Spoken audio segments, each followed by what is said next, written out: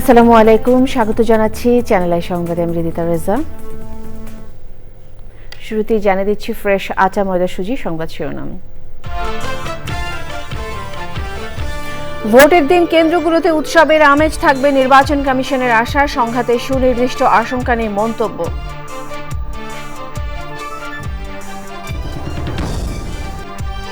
Vote উৎসবে সামিল হতে নিজ নির্বাচনী এলাকার পথে মানুষ, পছন্দের জনপ্রতিনিধি বেছে নিতে উৎসাহ উদ্দীপনা।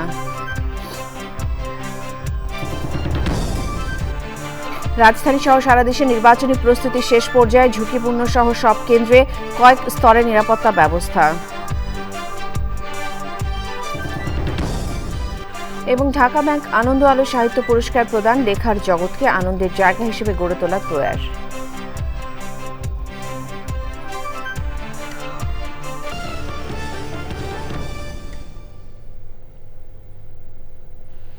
সংবাদ শিরোনামগুলো জানাচ্ছিলাম। এখনকার এই সংবাদ আয়োজন একই সঙ্গে চ্যানেলের ইউটিউব চ্যানেল এবং চ্যানেলের ওটিটি প্ল্যাটফর্ম আইস্ক্রিনে লাইভ স্ট্রিম হচ্ছে।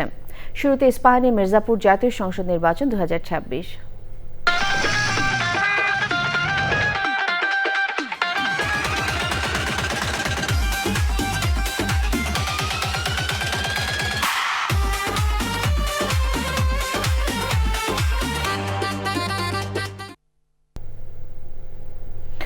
নানান অনিশ্চয়তা ও সংকট মোকাবেলার পর ভোট গ্রহণের অপেক্ষায় বাংলাদেশ নির্বাচন কমিশন। কমিশনার আনোয়ারুল ইসলাম সরকার মনে করেন, ভোটের দিন সংঘাতে তেমন আশঙ্কা নেই, কেন্দ্রগুলোতে থাকবে ঈদের আমেজ। আরও এক কমিশনার আব্দুর রহমান মাসুদ বলেছেন, শেষ সময় ভোট নিয়ে কোনো চাপ অনুভব করছে না কমিশন। নাজিব বেগের রিপোর্ট। 2024 সালের 24 নভেম্বর দায়িত্ব গ্রহণ করে নাসির উদ্দিন কমিশন। শুরু থেকেই গ্রহণযোগ্য ও প্রশ্নমুক্ত নির্বাচন করার কথা বলে আসছে এই কমিশন। সংসদ নির্বাচনের সাথে একই দিন গণভোট করতে হচ্ছে ইসিকে। দেশের পাশাপাশি প্রথমবারের মতো বিদেশে পোস্টাল ব্যালটে ভোট গ্রহণের চ্যালেঞ্জও কমিশনকে নিতে হয়েছে। কমিশন মনে করছে, এসব চ্যালেঞ্জ ভালোভাবেই সামলেছেন তারা। তফসিলের পর তুলনামূলক সংঘাত কম হয়েছে। ভোটের দিনের পরিস্থিতি নিয়েও ইতিবাচক কমিশনাররা। চ্যালেঞ্জ এগুলো কোনো বিষয় না, এগুলো সবসময় ছিল, থাকবে। তো 12 তারিখে আমরা আশা করছি একটা ঈদের মতো পরিবেশে নির্বাচনটা হবে এবং কোনো সমস্যা হবে না, এটা নির্বাচন কমিশনের বিশ্বাস। 13 তারিখে আমরা একটা সুন্দর পরিবেশে একটা ফলাফল ঘোষণা করতে পারবো, এই আত্মবিশ্বাস নির্বাচন কমিশনের আছে। সরকার থেকে বা অন্য কোনো ভাগ থেকে কোনো চাপের যেভাবে আমরা আমাদের সাংবিধানিক দায়িত্ব পালন করছি। পর্যন্ত সুষ্ঠু নির্বাচন কতটুকু আশাবাদী আপনারা? আমরা 100% আশা। এবার ভোট দেওয়ার হার বাড়বে বলেও আশাবাদী কমিশন। টার্নআউটের বিষয়ে অতীতের ভালো নির্বাচন যদি আমরা 2-3টা পেয়ে থাকি, তো সেই সমস্ত নির্বাচনের মতোই টার্নআউট হবে। অতীতের রেকর্ড ব্রেকও হতে পারে। ভোটের ফলাফল দিতে বেশি দেরি হওয়ার শঙ্কাও নাকচ করছেন নির্বাচন কমিশনাররা। তারা বলছেন, অন্তর্বর্তী সরকারের প্রভাবমুক্ত থেকেই দায়িত্ব পালন করছে EC. Najib beg, channel I, Dhaka. Akij ইস্পাত ভোটের হিসাব 360।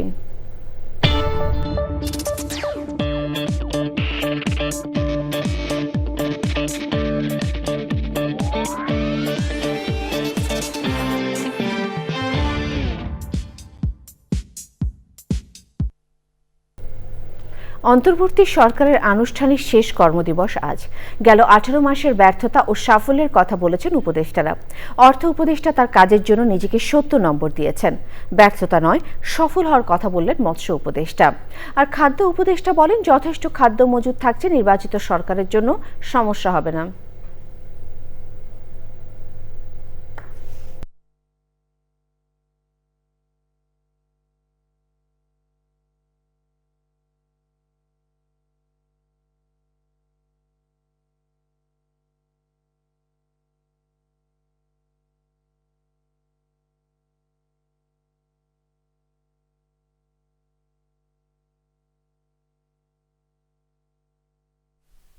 মৎস্য প্রাণী সম্পদের মাধ্যমে দেশের যে খাদ্য উৎপাদন, বিশেষ করে আমিষের যে যোগান, আমিষের মাধ্যমে পুষ্টির যোগান এবং সেটাকে আবার নিরাপদ করার যে কাজটা আমরা চিন্তা করেছি, সেটা এই সময়কালে আমরা যথাসাধ্য করেছি। একটা কন্টিনিউয়াস এনবিআর একটা পুরোপুরি একটা কার্যকরী করা, এনবিআর ভাগ হয়েছে কিন্তু আসল কাজগুলো পলিসি বিভাগগুলো যে শুরু করতে পারতো বেটার হতো আর কি। তবুও ট্যাক্স পলিসি আমরা একটা রিপোর্ট দিয়ে যাচ্ছি, আপনারা জানেন ডক্টর জাহিদ একটা করে ওটা গাইডলাইন হিসেবে কাজ করবে। নির্বাচনের জন্য 299টি আসনে ব্যালট পেপার চলে গেছে বলে জানিয়েছেন নির্বাচন কমিশনের সিনিয়র সচিব আক্তার আহমেদ। ইউরোপীয় ইউনিয়নের 200 পর্যবেক্ষক বাংলাদেশে কাজ শুরু করেছে বলে জানিয়েছেন পর্যবেক্ষক দলের প্রধান ইভার্স ইজাবস। সার্বিক আইনশৃঙ্খলা পরিস্থিতি এখনও নিয়ন্ত্রণে আছে বলে মনে করে ইইউ। পরাগাজেমের রিপোর্ট। জানুয়ারি থেকেই বাংলাদেশে কাজ করছেন ইউরোপীয় ইউনিয়ন নির্বাচন পর্যবেক্ষণ মিশনের 56 জন দীর্ঘমেয়াদী পর্যবেক্ষক।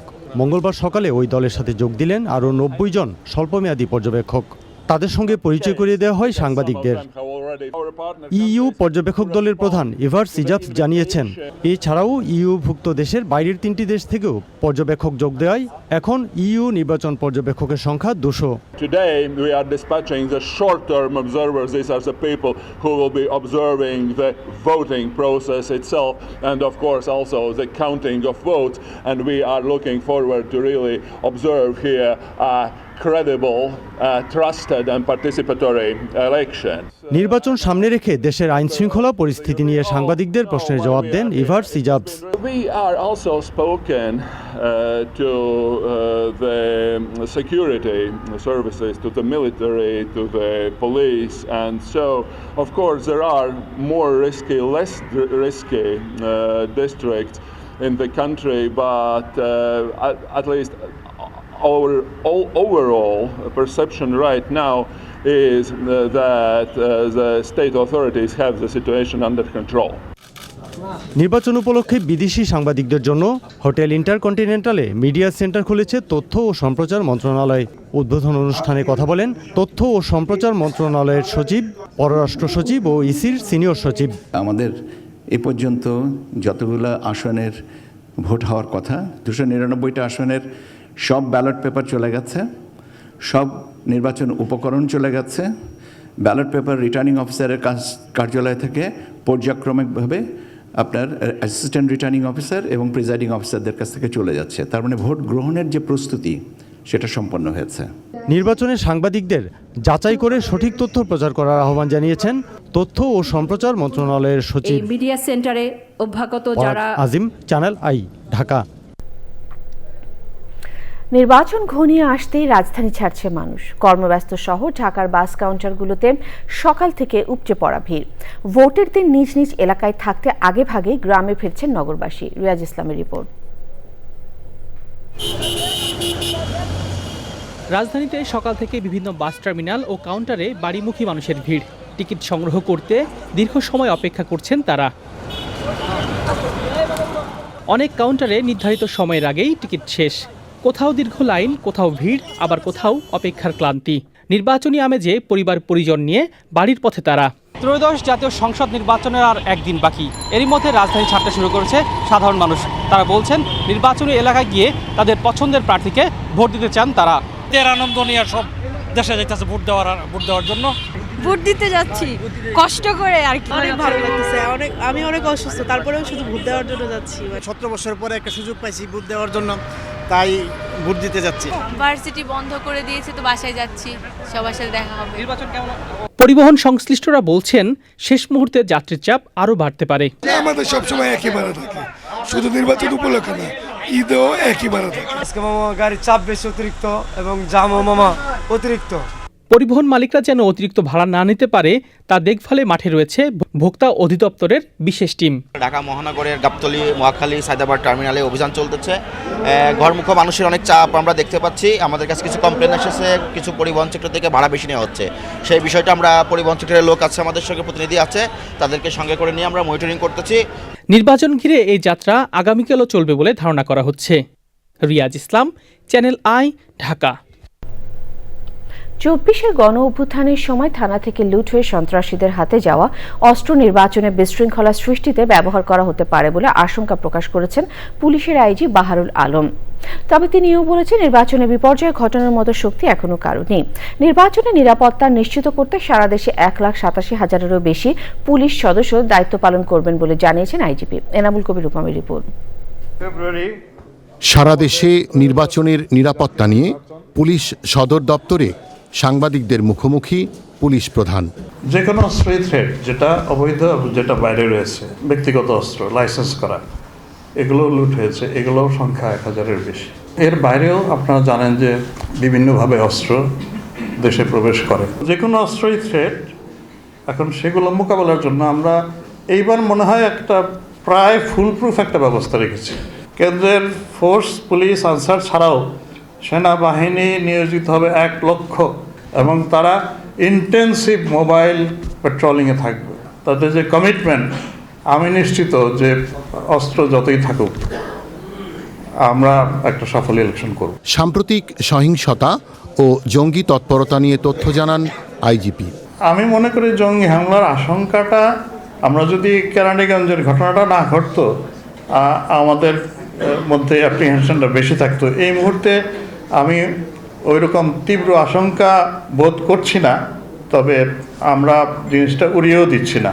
ওদের মধ্যেও এরকম একটা প্ল্যান ছিল যে নির্বাচনী প্রচার অভিযানের সময় কোথাও ডিসরাপশন করা, বোমা ফোটানো ইত্যাদি করা। তো সেইটা অন্তত ইলেকশন তো প্রচার গতকাল শেষ হয়ে গেছে, মানে আমরা রিলিভড।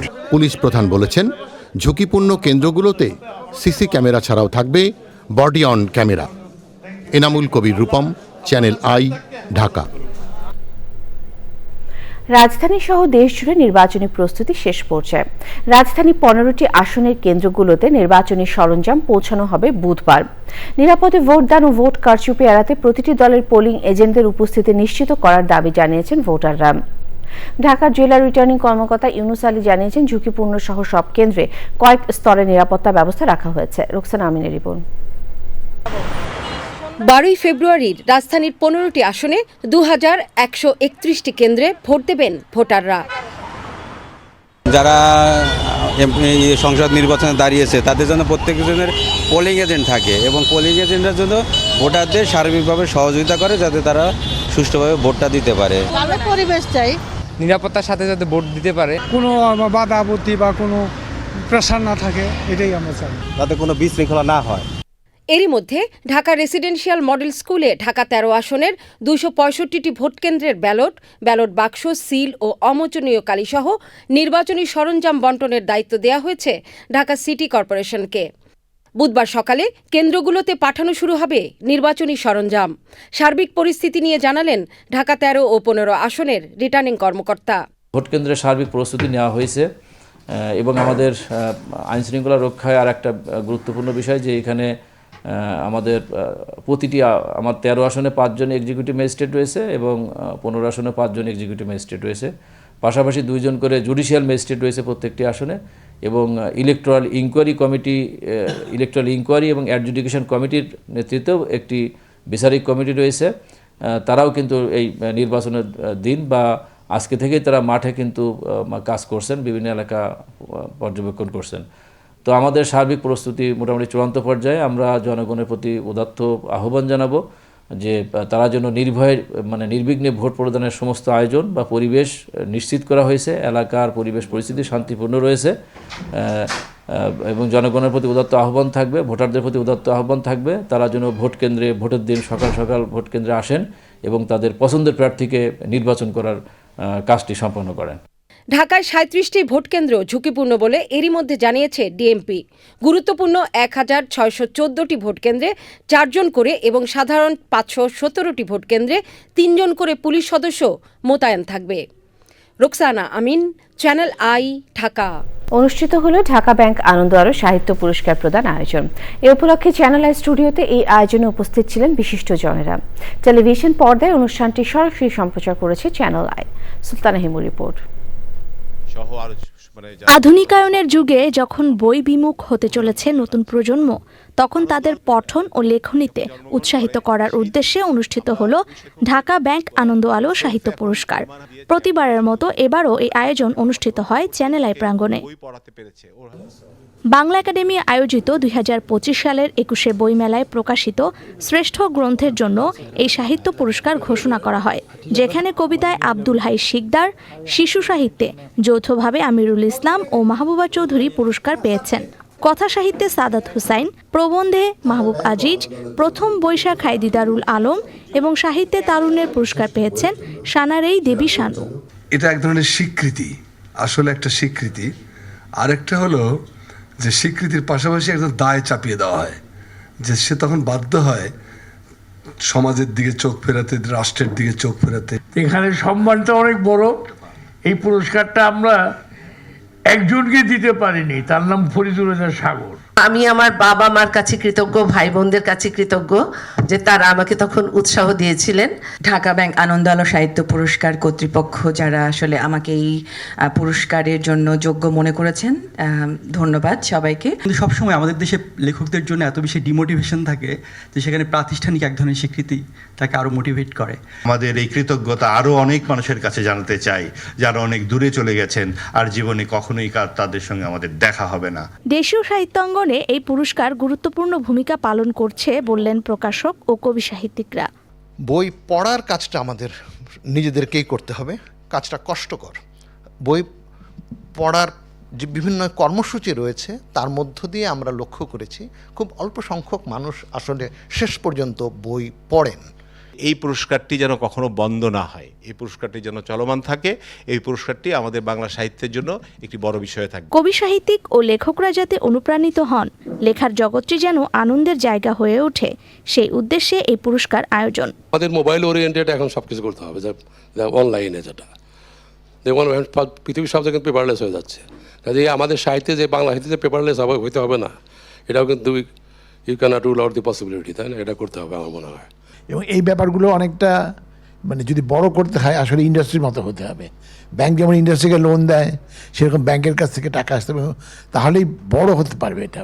আমাদের বই শিল্পটা কিন্তু আসলে খুব ছোট একটা শিল্প রয়েছে, কিন্তু আপনি যে পদ্ধতির কথা বললেন বা যে বুদ্ধির কথা বললেন, আমরা ইতিমধ্যেই সেই জগতে প্রবেশ করেছি, কিন্তু সেটা যদি আরেকটু বড় করতে হয় তাহলে নানা রকম সাহায্য লাগবে, সবার সহযোগিতা লাগবে। সাহিত্যের জায়গায় মূল্যায়নটা খুব বেশি হয় না। আমরা যারা সাহিত্যকর্ম করি তাদের ভেতরে একটা অন্য রকমের ক্ষোভ আছে, কিন্তু এই পুরস্কারটি আমি মনে করি যে একটা ক্ষোভের জায়গা থেকে একটা আনন্দের জায়গা তৈরি করে। ভবিষ্যতে এই পুরস্কার বড় পরিসরে আয়োজনের প্রত্যাশা ব্যক্ত করেন আয়োজক ও অতিথিরা। Sultana Himu, channel I, Dhaka. Nitol tata, কৃষি সংবাদ।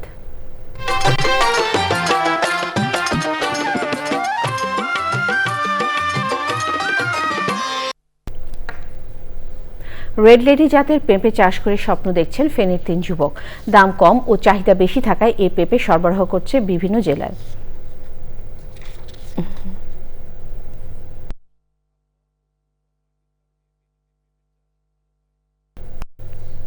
প্রকৃতি সংবাদ।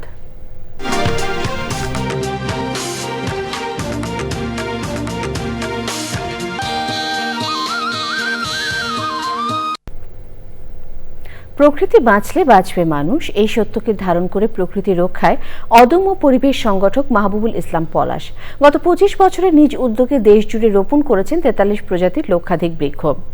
সম্প্রতি দেশের 64 জেলায় রোপণ করেছেন বিলুপ্ত প্রায় বৈলাম গাছের চারা। বিলুপ্ত প্রায় এই উদ্ভিদ রক্ষার অভিযাত্রায় শরীয়তপুরেও রোপণ করা হয় বৈলাম চারা।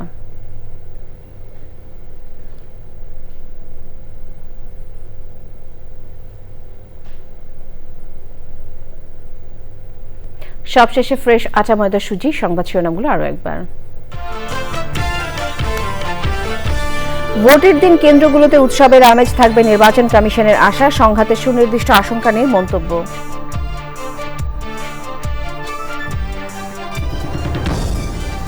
ভোট উৎসবে সামিল হতে নিজ নির্বাচনী এলাকার পথে মানুষ। পছন্দের জনপ্রতিনিধি বেছে নিতে উৎসাহ উদ্দীপনা।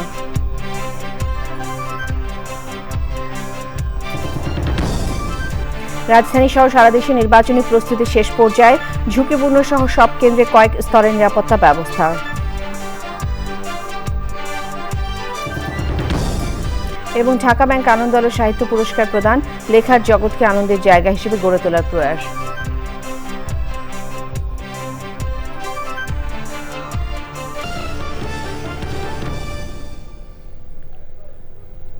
চ্যানেলে সর্বশেষ সংবাদ জানতে ভিজিট করুন channelonline.com-এ। যুক্ত থাকুন আমাদের সোশ্যাল মিডিয়া প্ল্যাটফর্মগুলোর সাথে। শেষ করছি চ্যানেল সংবাদ। ধন্যবাদ।